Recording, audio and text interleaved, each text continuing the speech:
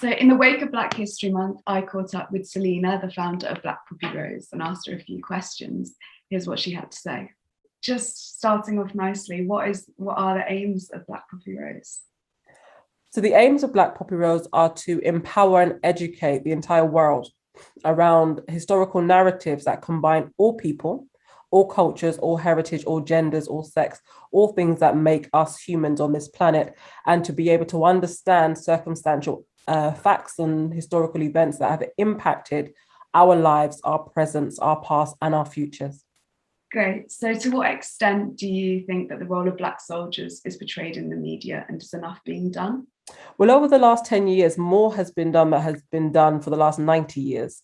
And I'm not sure whether or not that's because there was an additional visibility of that, because Black Poppy Rose is 11. And just before we embarked upon the centenary of 2014, I had started a conversation around what is Blackness, why were we in these wars, how it's impacted our communities, and look at the stories that have been left out, and for young people who were growing up in this country told that they were being untruthful when they said that their ancestors had served, when they had items, memorabilia, discharge papers at home to prove that. And when you're coming from the United Kingdom, whose narratives do you put forward? You put the people from this land forward, and the people from this land, they look white, and they're the mass majority here. But when it comes down to talking about Britain as an empire, I don't think it's easy to just talk about the empire just to say an empire existed, because history shows that the army were the biggest purchasers of slaves during a time period where they were enlisting men into service into their armies. And in 1807, when we had the abolition of the Slave Trade Act, we have Britain enlisting the captured Africans that they had captured from France and Spain and Portugal, again, enlisting them into lifelong services into their armies, and women and children into the plantations in the West Indies.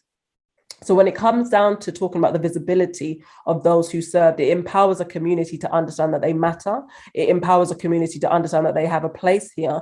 And when we look at the history of this country and the world, it always shows a certain level of displacement for groups of people. So we have, keep Britain white, no blacks, no dogs, no Irish. You're unable to talk about the pride and the shame at the same time when you're talking about a history where racism has actually capitalized on ensuring that men and women who served have been disproportionately paid, treated, but then combine that history and narrative at the same time. How far do you think that generational trauma in Black communities has an impact on young people's transition from childhood to adulthood? 15 generations. And I, as a genealogist, I classify 15 generations over 300 years.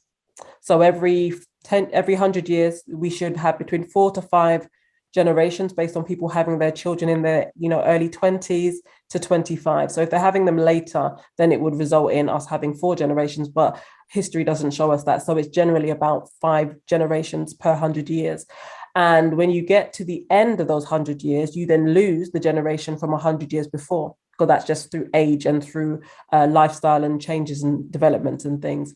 But what you do is you pass on names, you pass on pain, you pass on trauma, blueprints, frameworks, ideologies, concepts, foods, recipes, practices, religions, and various different concepts of historical understanding and belonging. And you pass those on generation to generation, of which this is how we identify ourselves, and we start to classify who we are in the worlds that we live in. And when you're coming from the Black community who have continuously been classified as different things, terming from Negro to Black to African Caribbean and all other terms that have been gifted, you lose that sense of identity along the way, because you're trying to fit in to an ideology of a world that tells you where you should belong, how you should belong, and continues to marginalize you as you continue to try and fit in to the narrative that has been gifted. What would you say to young people, especially the Black youth, about growing up and the difficulties and struggles that come with life? What advice would you give people? What advice would I give people? I would give parents the advice to start being truthful to their children, so that you prepare them for some of the situations that they may come in contact with, so that they are prepared with confidence to be able to confront any kind of, adversity that comes their way, whether or not they need to run or whether or not they need to stand and, fight. But when it comes down to living, we're all living every day, we all have new experiences, and there are a lot of things that we aren't comfortable talking about. So with young people, I would definitely encourage, your thoughts and your feelings, share them with people that you trust, share them with, your peers, to be able to see what kind of conversations you can start having, so you can work out how to take those thoughts and feelings forward, because it's those thoughts and feelings that allow you to develop the person that you understand yourself to be, not the one that society enforces on top of you, or allows you to be able to explore and express things that you could have never felt before, because we're new to this human experience. And when somebody's classifying you, it doesn't give you the opportunity to actually think, well, what did I think in the first place? Where was my original thought? Because somebody else has already given me one that I now have to process and work out whether or not I take option A or B. Whereas if I actually had the chance to, I may have been able to get to option F. And that was, where I was most settled. So is to take time with, when you look at the world and you see that so many things are wrong. We were born into a world which sustains itself based on the history that we are now beginning to learn. And as a result of that, we find ways how to fix some of these problems, but we did not make them. And it's try not to burden yourselves with the fact that, there's so much that needs to be fixed, so much that needs to be done. You are one person, we are all one person, and we are here to do one thing. And to look at how you understand these terms, education, and how you're able to apply that education to developing something that you will then want to enjoy doing in your future. If a young person wants Black Poppy Rose pins or the Black Poppy wreath or anything like that sent to their schools or community, how should they get around doing that? info@blackpoppyrose.org. Mm-hmm. I thought it would be a nice, short, snappy one to end on. I know that I'm going to be talking to my head teacher about this tomorrow to try see what we can do to get some of this in.